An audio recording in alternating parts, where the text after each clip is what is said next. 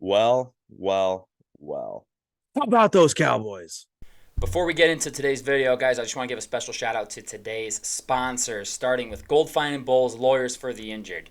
Personal injury, workers' compensation, those are their two things, but any sort of legal advice, they're the people to call. Give them a phone call, 309 673 5144. Tell them we sent you, okay? And I'd also like to shout out SeatGeek for sponsoring today's video as well. Use promo code PLAYBOOKSPORTS on their website to get $20 off your first purchase of $30 or more. Let's get back to the video. What's going on, guys? Welcome back to another video brought to you by the Playbook Sports Podcast. My name is Colin, the resident Cowboy fan on the podcast, and we are coming at you with a Victory Monday recap of their home game last night on Sunday Night Football at home against the Philadelphia Eagles, a game they won by 20 points, a game that was honestly not close start to finish.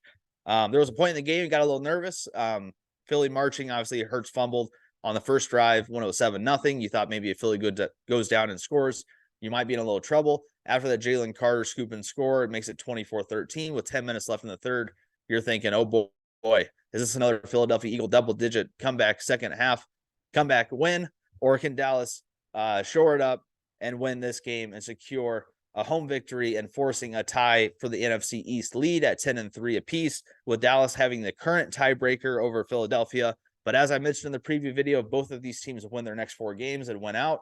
The Eagles will win the division based off conference opponents. So what Dallas needs to do moving forward, they need to hope for some help from some other NFC foes to beat the Eagles, and they need to take care of business with what's in front of them. They have 3 really tough opponents coming up. They go to Buffalo next week. They go to Miami the week following, and then they host Detroit 3 weeks from now. Let's talk about the game, though. This is a recap video. This isn't a look ahead. Dallas in the game, they win 33-13. They were up 24-6 at half, and you're sitting there smiling. They get the opening kickoff. They go down and score a touchdown. They force a turnover on the first Philadelphia Eagles drive. As I mentioned, Jalen Hurts fumbled. And then they go down and get a field goal. Brandon Aubrey, I mean, I've been praising him for weeks on end, and holy shit, first kicker ever to make 259 plus yard field goals in a game. He was 3 from 3 from 50 plus last night, 1 from 1 from 60, 30 for 30 on kicks this season as a rookie kicker. It's unheard of. It makes you really wonder, and I don't want to, jinx anything or, boast a little too much, but it makes you wonder, kickers around the league, why they struggle so much. I understand Aubrey, a lot of his kicks have been in a dome in Dallas, but this guy's a rookie. I mean, he wasn't even football background. He was a soccer player, came in, kicked in the USFL last year, second year as a kicker ever, first year in the NFL, and he's maybe the best kicker this season, even better than Justin Tucker, which is shocking to say out loud. But 30 for 30 on field goals, you can't really argue it. The Eagles don't score an offensive touchdown in the whole game. Everybody was worried, this Dallas defense, after that Seattle game, and I was as well, rightfully so. I mean, they gave up 400 plus yards to Geno and that Seahawks offense, along with 35 points at home. What was Philadelphia going to do coming in with Jalen Hurts, who a lot of people had in the MVP conversation? I think that conversation's dead. You can't go on the road to a division rival and have a 0 touchdown performance from your whole offense. It's one thing if you move the ball and your running back takes a touchdown so you don't get the statistic, but as an offense, you can't go into arguably the biggest road game of the year for you guys, maybe the biggest game of the year to this moment, and you lay an egg offensively. Tough day for the Eagles offense. The statistics looked okay for them, but when you look at the final execution, wasn't great. They only got to the red zone 1 time offensively, and they got a field goal out of that trip. Dallas got to the red zone 3 times, 3 field goals there. So just kind of go through the team statistics here really quickly. Dallas 24 first downs to Philadelphia 17. Another thing was third down conversions in this game was huge. Philadelphia was 4 for 9 on third down. Dallas was 9 of 16. 7 more third downs for Dallas, but 5 more conversions. They were over 50% conversion. Philadelphia was under 50% conversion. Dallas ran 22 more plays in this game, had about 70 more yards of offense. Same amount of drives. Each team had 9 drives in the game. Dallas had 256 net passing to Philadelphia's 218. Dallas had 138 rushing to Philadelphia's 106. Also, before the game, I was watching this with one of my buddies, Nate, other host on this podcast here. Big Dolphins fan. We were putting together the same game parlay. Rico Dowdle was at 13.5 rushing yards for his over-under prop. And we were like, this is the freest thing. We might put $100 just on this individually. We obviously put it in the parlay. Rico Dowdle had 46 rushing, and his line was 13.5. Insane performance from him as a backup, coming in and getting some big carries and moving the chains for Dallas. Looking ahead, I had obviously talked about Dallas was 3 of 3 in the red zone. Philly was 0 for 1. Dallas had 7 penalties for 60 yards. They average about 7.5 penalties a game. So going under that and just having 7 was huge. especially after 9 penalties last week for 127 yards, had about half the yardage this week, but still 7 penalties. Philadelphia had 10 penalties for 95 yards. A lot of penalties in the first half for Philadelphia that extended a lot of Dallas drives. Turnover differential, as mentioned in every single game, is huge. What team can take care of the ball? What team can take the ball away and set themselves up in short field and take advantage of those short fields? Philadelphia turned it over 3 times on 3 fumbles. Dallas turned it over 1 time, resulting in a scoop and score touchdown for probably the rookie of the year.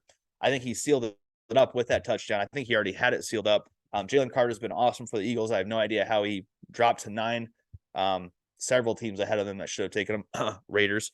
One defense special teams for the Eagles. As I mentioned, Dallas had the ball for 13 more minutes, 36 and a half minutes to the 23 and a half. The Eagles had it. Just a dominant performance from Dallas and everything you expected to see coming into the game. Dallas is a great home team. They had won 14 straight at home coming into this game. Now it's 15 straight. And Dak Prescott against the Eagles and Dallas had won 4 straight coming to this game, moving it to 5 straight for Dak Prescott. So individual stats, Jalen Hurts, 18 of 27 passing, 197 yards, only sacked 1 time. Passer rating of 88 coming into in this game. Jalen Hurts screwed us. I talked about that same game parlay with Rico Dowdle. Would have won $532 if Jalen Hurts had 200 yards passing. He had 197 yards passing. I needed 3 more yards. MVP Hurts, All-Pro Hurts, Super Bowl runner-up Hurts, NFC champion Hurts, greatest quarterback of all time Hurts, the Messiah Hurts, number 2 quarterback in the league behind Patrick Mahomes coming into the season Hurts, 197 yards. That hurt me.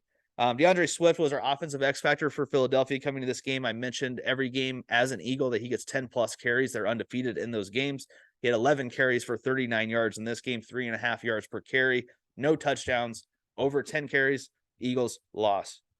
No offensive production from Philadelphia as far as points, touchdowns as well, I should say, because they got 2 field goals. Defense scored 7 points. Offense scored 6 points for Philly. And one of these quarterbacks is carried by their defense and their defensive scoring.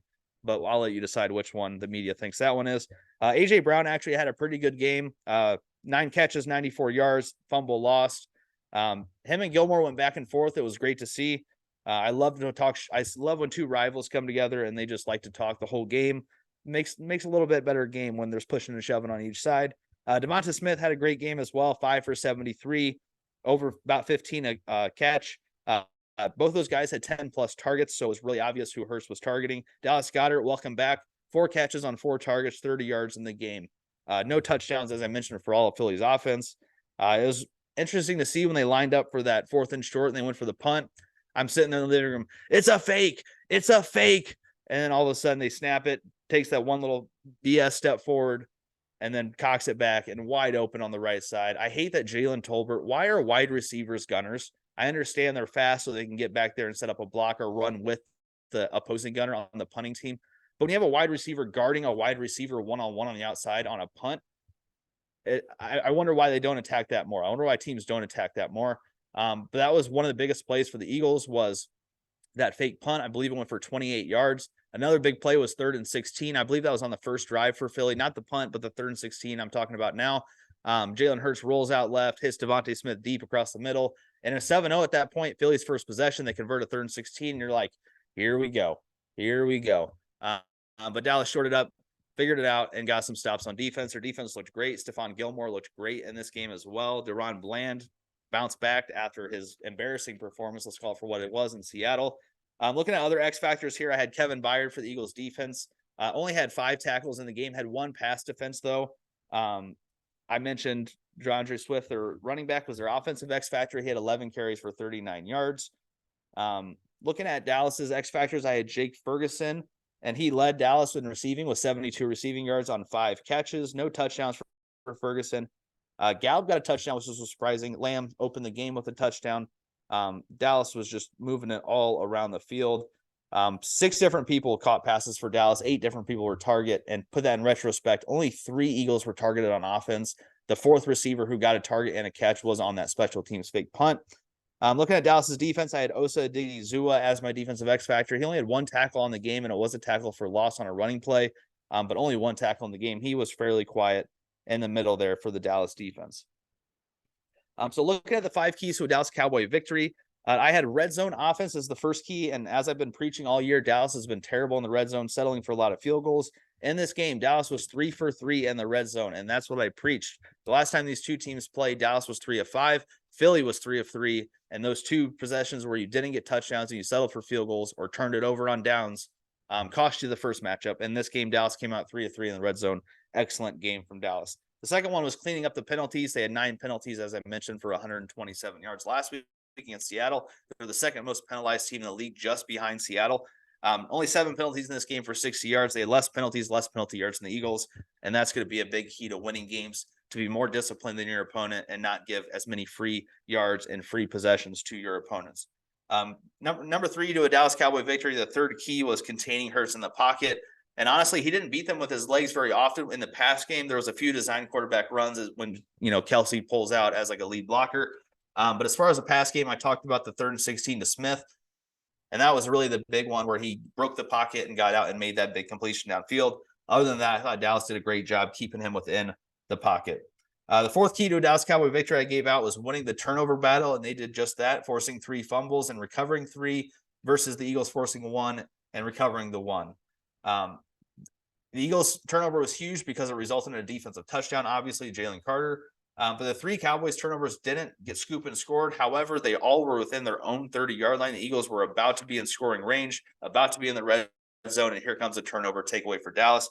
So I'd argue those 3 were just as big as the scoop and score, preventing a score from Philly on 3 different occasions, but giving Philly a score on your 1 turnover. Dallas won the turnover battle 3-1. And the 5th and final key to victory was getting off the field on 3rd down. I had mentioned the week before, Seattle was 9 of 14 on 3rd down, well over 60%. The Eagles were 7 for 14 the first time these two teams played. Eagles were only 4 of 9 last night on 3rd down, so under 50%, 44% to be exact. Dallas did a pretty good job of getting off the field last night. Now, getting to my final score here, I had predicted a 34-30 Dallas victory. I got pretty close with Dallas's team total. They scored 33, not 34. But the Eagles didn't even come close to 30. As a team, they scored 13. 6 points offensively on 2 field goals, and then the scoop and score on Dak's fumble.